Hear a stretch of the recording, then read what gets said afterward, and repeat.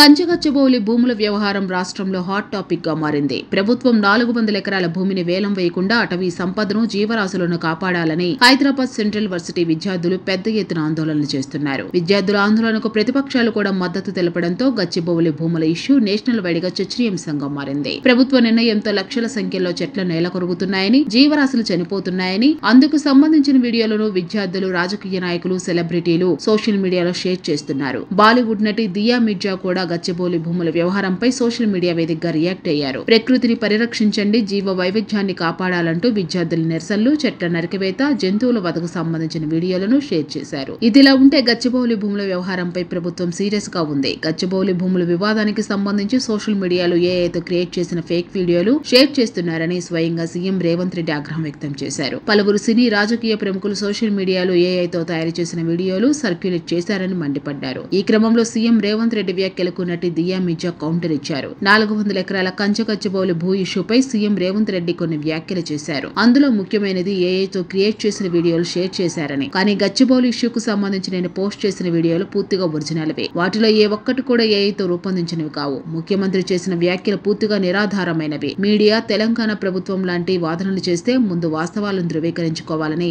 దియా Mirza X వేదికగా పేర్కొన్నారు.